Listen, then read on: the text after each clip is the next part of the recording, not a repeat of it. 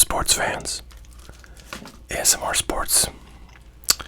Alright, as I record this, it's Sunday, the 19th of April, and actually, at this very moment, the big Michael Jordan documentary, first of 10 parts, is being played on ESPN.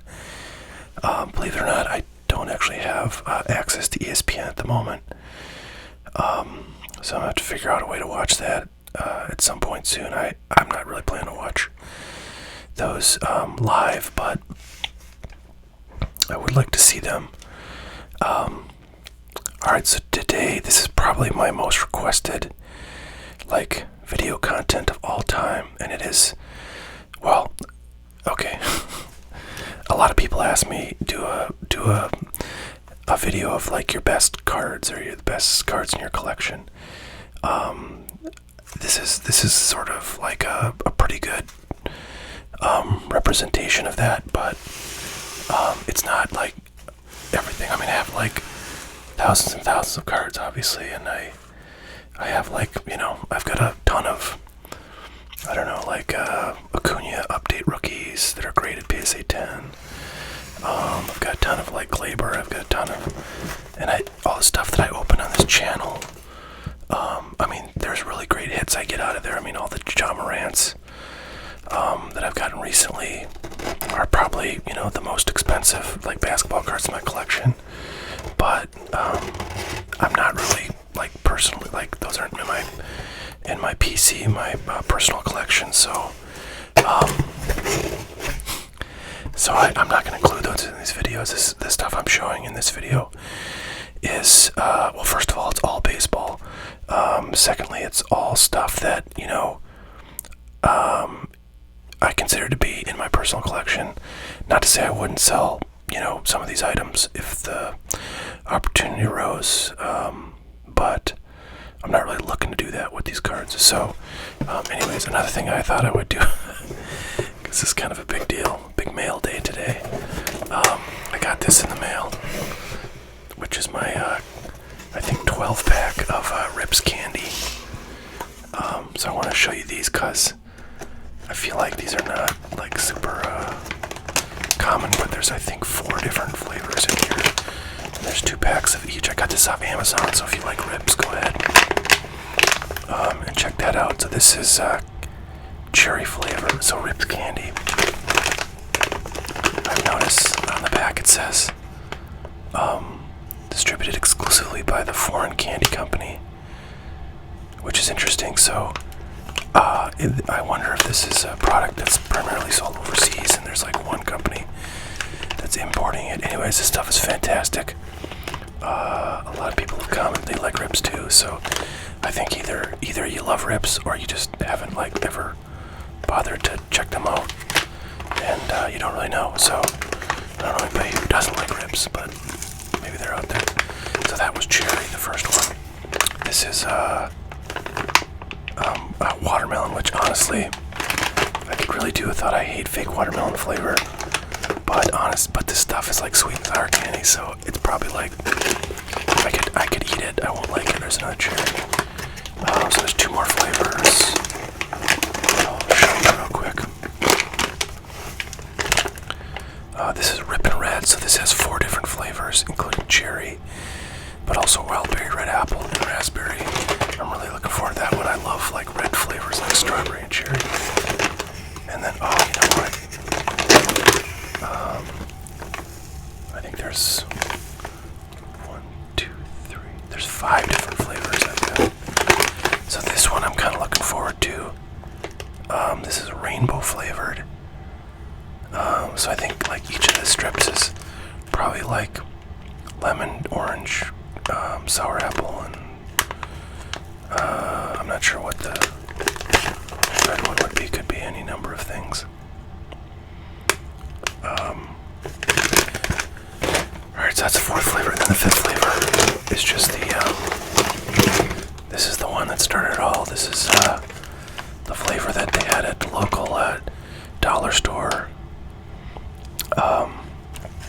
that I picked up on a whim and really enjoyed it. So this is green apple and strawberry. So that's the original. So there's 2 of each of these flavors that I've been showing you. This one I'm kind of hoping tastes like fruit stripe gum, which I used to love when I was a kid. I think I'm going to start with cherry today. So I'll probably be eating these instead of chewing gum for a while. But I'll try to mix it up. Some people don't like eating sounds. Some people don't like any sounds, any chewing sounds. Some people really like the gum. So I'm trying to, just keep everybody happy here. Even though maybe that means no one's happy all the time.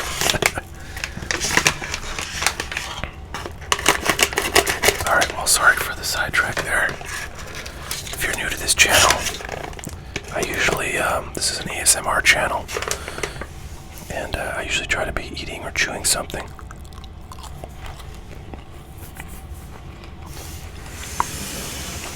Okay, wow. That's very tart. Not bad. Not bad. Honestly, I like other cherry flavored stuff that's not as tart, because you really get the cherry flavor.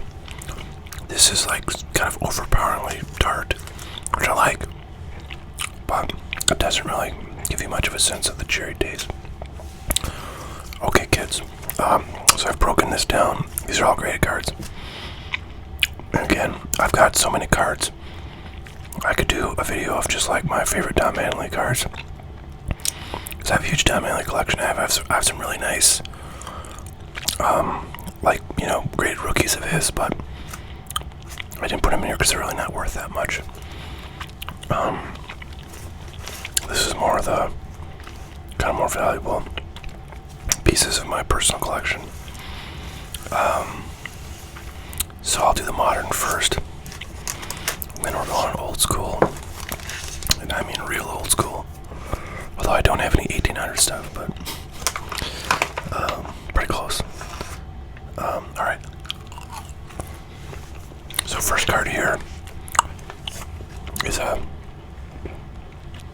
BGS 8 Derek Jeter rookie card. His most valuable rookie card. 1993 SP. These things are really condition sensitive. They're foil cards. They often have chipping on the corners, or they'll get little scratches in them that are very observable. You can see on this one, it has some scuffs on the side and like a scratch there. So this is like not very high grade.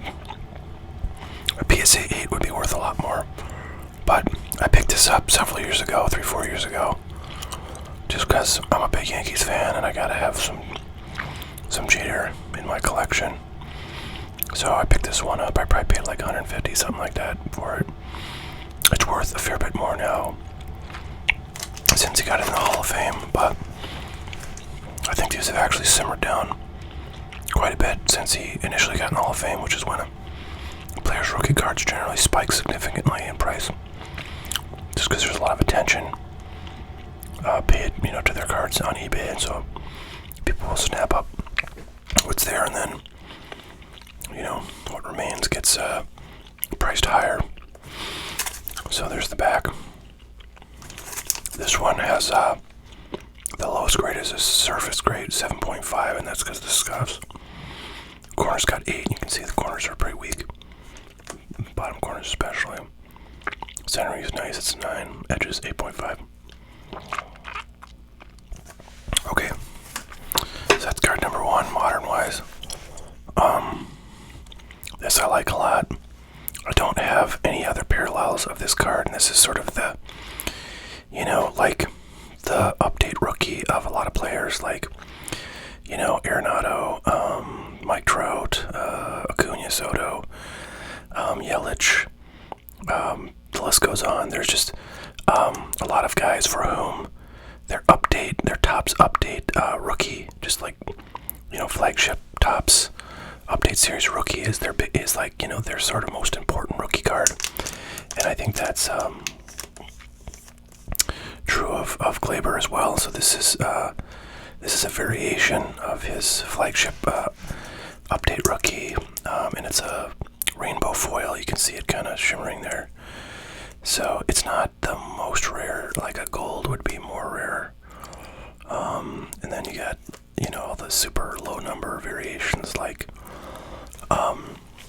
Mother's Day and Father's Day and Independence Day are all variations numbered to like 50 something or 60, 50 or 60.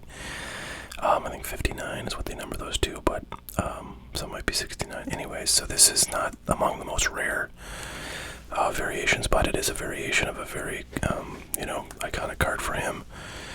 It's a PSA 10, which is very important because a lot of times these variations are tough to get in perfect condition. So, yeah, there you have it. There's the first card. Now this card looks similar because the design is the same, but it's actually a Topps Chrome update. And so this would have come in the Target exclusive Topps Chrome update boxes. And this is a refractor autograph, so it's a little bit rarer than some of the other possibles, variations of this card. It's a PSA 10, which is nice. So that's a pretty cool one. I actually bought this, I think, as a redemption. Like, I bought the redemption card with actually like 4 or 5 other redemptions off of like a discussion forum marketplace, and then bought the redemptions and then sent some of the cards in for grading and did fairly well on them, and that was one of them. Alright, another must-have in my view for a modern Yankees fan is Aaron Judge rookie card. This is a rookie auto.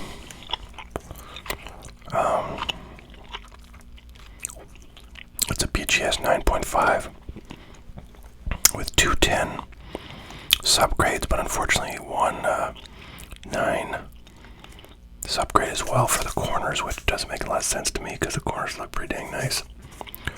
At least there's something in there. So, pretty cool stuff. I like that. I got that a couple years ago. I think it was like in one of the off seasons. It might have been 2018 off season. Alright, this you've seen before if you watch all my videos, which probably most people don't. But this has been on my channel before because I did it because I've graded this myself. So it was in my video where I show like my PSA cards that came back from grading. When I got all those back.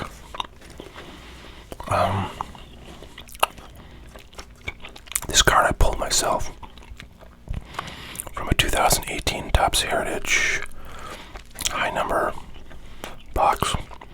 There's part of a case that I still have like 6 or 7 boxes from, and I think the redemptions on stuff out of that product will expire this fall, so I'm probably going to open the rest of those, although I don't know what more I can pull from that case after getting this. This is a really cool card, and I think it should be a 10 in my view. It's a little off left to right, centering wise, but it's like very, very minor, and everything else looks perfect to me. So I was kind of bummed about the grade on this one. A 10 is significantly more valuable than a 9. But what are you gonna do? Actually, as I look at this, I see that corner. It's not perfect, so maybe that's the reason. What are you gonna do? So yeah, that's cool. Soto, I believe, is 20 years old. At least he was last season. Like in the Series. So I'm not sure when his birthday is in 2020, but he is still super young. And I was watching a video of him on YouTube the other day. Somebody was doing like sort of an analysis of him, and the crazy thing about Juan Soto is he has a really high number of walks and on-base percentage, like kind of throughout his career, but especially since he hit the majors. And that's pretty rare for somebody of his kind of makeup, which is like a young, super athletic, like power, somebody with power. Most guys who are going to hit as many home runs as he does are going to strike out a lot more. He's for his age, because a lot of times, strikeouts are kind of a thing that go away a little bit with maturity. But he's so young. He came up at 19 and has really good, a really good plate discipline, as they say. He doesn't go swinging at crazy crap and trying to swing out of his shoes. Anyways, this is the last card that I have in my modern stack here, and this is a 2018 Topps Series 2 Bat Down SP. I guess you could call it a Super SP. But this is sort of becoming, really has I would say it's his second most sought after rookie card, particularly in PSA 10, besides his 2018 Topps Chrome Sapphire, which is getting to be a ridiculous, it's like $7,000, that card, for a PSA 10. So this one, I think it varies a lot, but I think it's around 1,500, 1,700, something like that right now. I picked this up fairly recently, and got a pretty good deal on it. I think it was $11.50 or something I paid for it. But and it's at one point it had gone up in value to $2,000, but now it's back down a fair bit. So I will sticky note on there. Sometimes I like to write kind of when I got these and how much I paid for them. But I haven't done that yet for that one. Okay, so that's the modern. Let's do the vintage. So this is kind of cool. Unfortunately, I do not have a 52 Topps Mantle, and I've been wanting one of those for ever. What I should have done is just stop, worrying about it and just buy one. Because if I had done that, I'd be really kicking butt right now, because those have gone up substantially in the last year. So I'm just I don't want to bother anymore. But this card is also, I think, very iconic. A lot of people in the hobby have seen this card. It's a very familiar looking card. This is a 1952 Topps Willie Mays. Mine is graded, crab 1.5, but I think this presents really well. And it's just awesome to have, the second best. Not necessarily by value, because there's some weird, SPs in 52 Topps, but in terms of star power, I think this is the second best card in the set after Mantle. So it's cool to have a good 52 Topps card in the collection. There's a big crease right there. That's a big part of why this thing is graded so low. But you can't really see it. I mean, it kind of doesn't really come through as a crease. It comes through as just some of the print coming off. And there's a crease this way too. Anyways, that's cool. And back when I was buying a lot more vintage stuff, I don't really buy vintage stuff now. But when it was, I kind of like to get the lowest graded cards I could that looked good, because I just thought, there's a lot of value in a card that presents well. So why not get the best deal I can?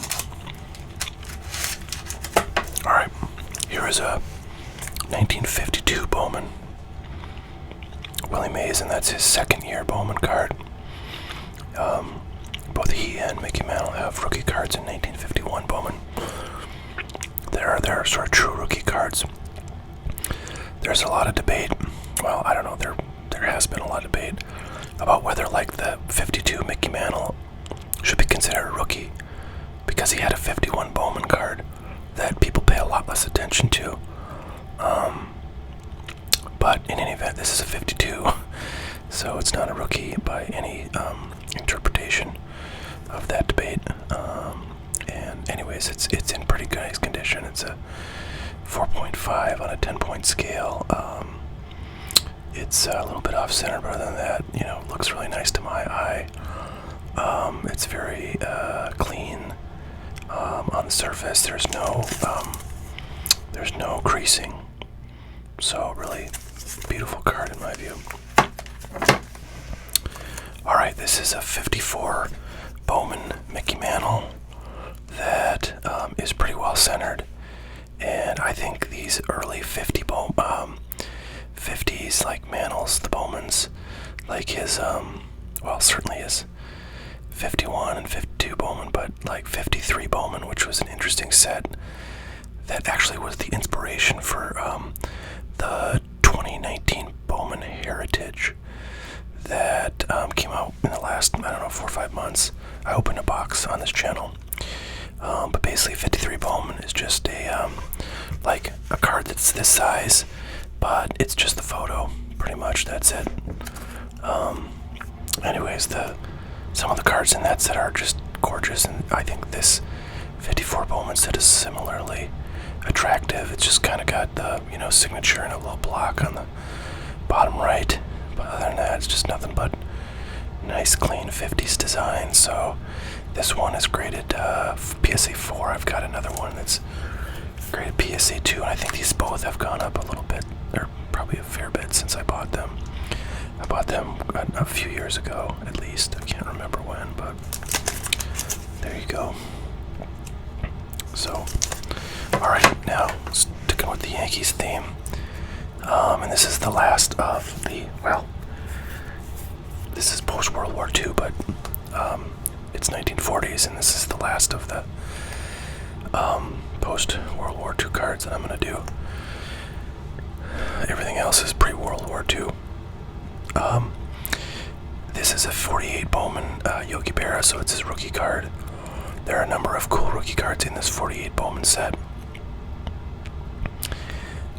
And this was a black and white set. And a sort of strange small card size. But it's kind of cool to have the first, Bowman product of somebody like Yogi Berra, who obviously is a legend and a Hall of Famer, all-time great for the Yankees. So this is kind of a fun one. I picked this up a long time ago. Well, whatever, it's probably 10 years ago. And it's one of the cards I just hung on to from when I was buying up stuff. It's a 2, and that's largely because there's a pretty decent couple of creases right across the middle there, but you really can't even. I think they don't stand out. They don't obscure the image at all. They're not around the face really, so I think this is one of those cards that presents really well. Grade's quite low, but bang for the buck. It's a really cool thing. All right, so this is the first of the pre-war cards that I'm going to show here. I've only got 4 cards left, but I don't want to make this video forever. I'm already at 24 minutes. So this is a 1910 M116 Sporting Life. So this was I'm not sure how they did it, but Sporting Life, the magazine, had a number of promotional cards, including these small ones, and then also ones that were much bigger.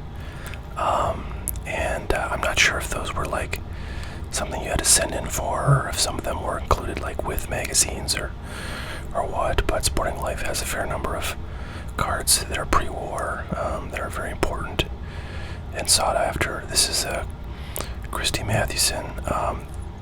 The next card I'm going to show you is in the same set, this M116 set, that has a few different color variations. This one's pastel, or like, I don't know if there are variations on this card, but there are variations on some of them, including the next one I'm going to show.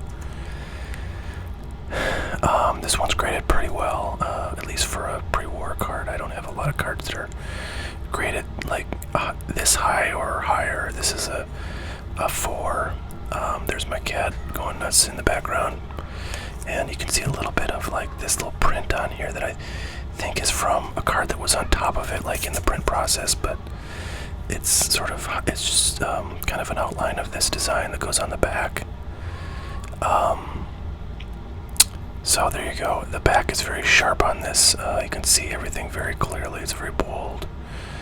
As you can see, 300 subjects, so there are 300 cards in this set, and they were not. Well, let's see, this says baseball players, so pretty sure they did these cards of non-baseball players too, but I might be wrong on that. That was very common to do for a lot of these, like, sort of tobacco-sized cards. 5%, or 5 cents a copy. Published every Saturday, so it was a weekly. Very cool. Alright, so the next one again is also from the set M116. This one I really like because this photo on here is the same photo, or this might be kind of a rendering of like a drawing or painting based on that photo, but the photo this is based on is the same one that is used for the T206 Honus Wagner, which is like the rarest and most valuable baseball card in existence. That thing is very iconic. And it's funny, I haven't been tracking the sales of those, but I feel like that card's just going to go up every time it gets sold, especially with the resurgence of the hobby and people like Gary Vee coming into it who've got, like, hundreds of millions of dollars probably. Actually, I don't know if he has hundreds of millions. He might have millions, but in any event, he's got enough to buy a T206 Wagner. Those things sell for millions of dollars. So to have something that is, related in any way is pretty cool to me. This one's graded at 2. I got this a long time ago. I have no idea how much I paid for it, but I know that it's worth more now than when I got it, as are all these cards, just because the market has, generally been very strong in the last couple of years for really every kind of sports card, but vintage included. Alright, now, this is an example of a T206 Ty Cobb. T206 is that set that was a tobacco-related product that I mentioned that Honus Wagner is in. I have a lot of these. I have like 8 or 9 of these red background Ty Cobb cards that are graded, so I didn't want to show all of them. And they're all generally pretty low grade. But I picked up a group of them from a guy who was selling off a bunch of his collection like a couple of years ago. And I've just got those kind of sitting around. But this is one of the better graded ones that I got from that purchase. I just feel like this particular Cobb with this particular pose in this set is so iconic that you really can't go wrong owning them. I haven't looked at prices really since I bought that group of them, but I'm guessing they probably have gone up a little bit. And at that time, they had gone up significantly. It used to, when I first started collecting pre-war cards, and that was back in, I'm trying to think, that would have been back in like 2005. was 15 years ago. I remember, low-grade examples of this card were like $300, $350. And you could find quite a few of them if you know where to look, like online.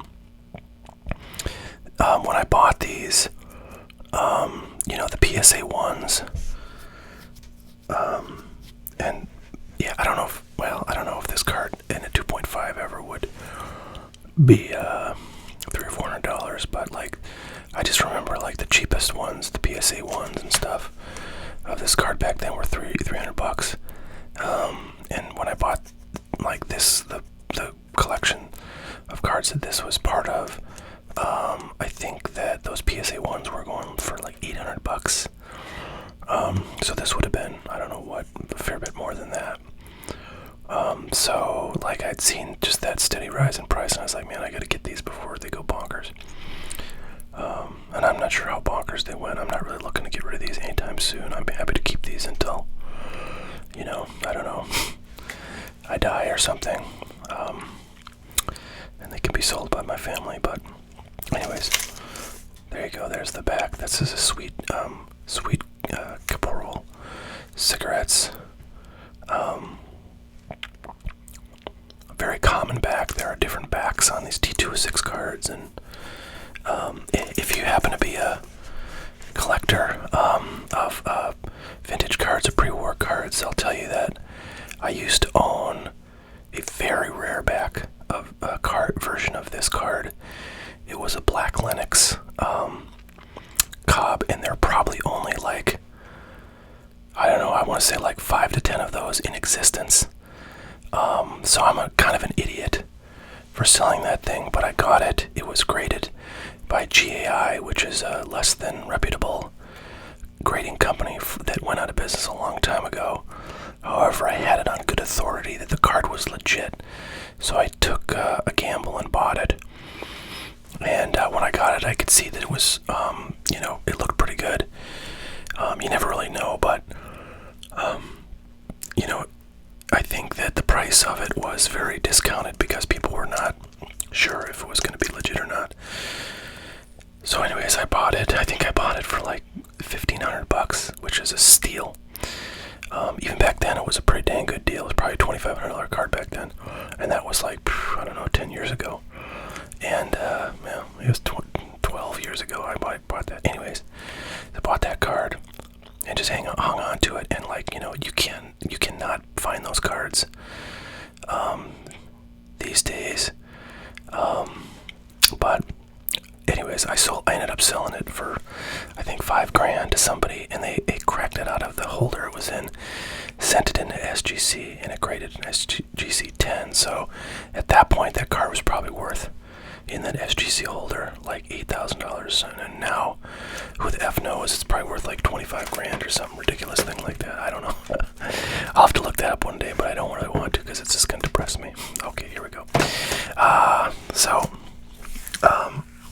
This is a variation of this card. It's a greenback, which refers to the background color. And the greenbacks are significantly more rare than the redbacks of this portrait. They're almost like like an SP or something of it. And back when I bought this several years ago, these were really, really, really getting hot and expensive and hard to get for any kind of reasonable price. And this one is beat to hell. It's got like pinholes in a few places. It's a PSA 1. It's about as probably cheap as you're going to get one that's got the whole card intact. But I just wanted to have one because, they were getting so popular. I was afraid if I didn't, I was never going to get one. So I picked one up, and it's part of this collection with all these other Cobbs that I got. All right, so the last card I'm going to show you is the most valuable card that I own. I haven't looked up the price in a while. I bought it, oh man, I don't know when, maybe like four or 5 years ago. And it has a lot of meaning for a Yankees collector, and I will show it to you now. Here it is. All right, that is a 1921 E21 American Caramel Babe Ruth card. That is graded authentic altered, and the reason why is because it looks like somebody just took a little marker and tried to write over that B for no apparent reason. And this also was clearly stuck onto like a scrapbook, which is very common for these vintage cards. People will, take glue, put them in a photo album, and present them that way, back in the 20s.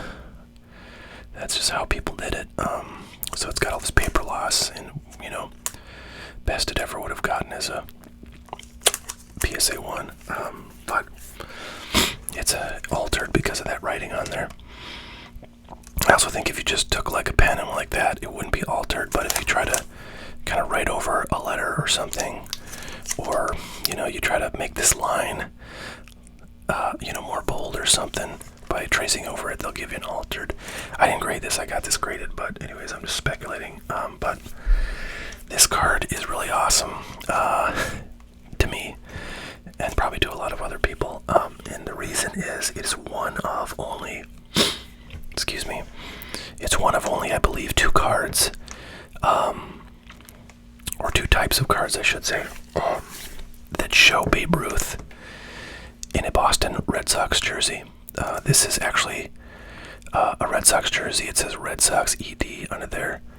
And as you know, if you are at all a baseball fan, Babe Ruth used to play with the Boston Red Sox. He's a very successful pitcher, and became an outfielder, and had a really stellar career before he even joined the Yankees. It was a young career, but it was stellar nonetheless. And there are not many cards that depict him in a Red Sox jersey. There is one that is, it's a smaller card. Oh man, I can't remember what it's called. But, it's an M101. Well, M101 is one of the sort of variations of that card. There's a few others, but they look exactly the same. They just have different, backs on them, or they, came in different products. But the M101 Babe Ruth card has a very similar photo. So he's in a Red Sox jersey. It's a bit smaller, and it's a fair bit earlier than 1921. I can't remember when those are from, but those cards are obscenely expensive, and I always thought that card looks so cool, that M101 Babe Ruth, because he's in a Red Sox jersey. Those things took off in price, before I bought this one. I was like, okay, I guess I'm never gonna have one of those. So I found out about this card and how it had him in a Red Sox jersey, while the M101 cards actually say, Boston on them. That's the sort of team, that's designated. These say New York, but it's a picture of him in his Red Sox jersey. Anyways, the M101s went out of my price range at that time, and I decided I would try to find one of these, and one came up, and I said, let's do that one. This is really cool. It's a piece of history, really. There you have it.